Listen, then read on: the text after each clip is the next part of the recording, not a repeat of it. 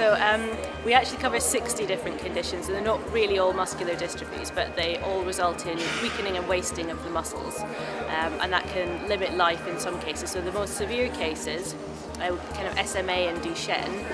In Duchenne it's mostly boys that are affected, and the life expectancy is kind of 25 to 30 years. In SMA, in the most severe forms, children can die in the first to second year of life.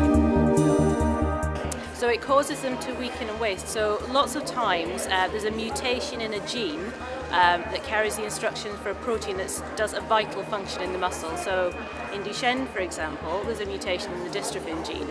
And the dystrophin protein is a structural protein.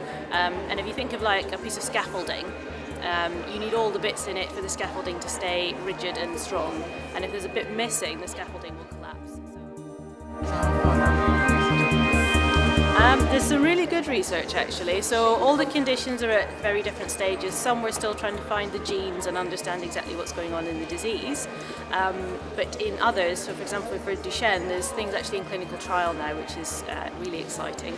And some of the research that we funded called exon skipping is the most far advanced. So they use a tiny piece of DNA and it masks the part of the gene where there's the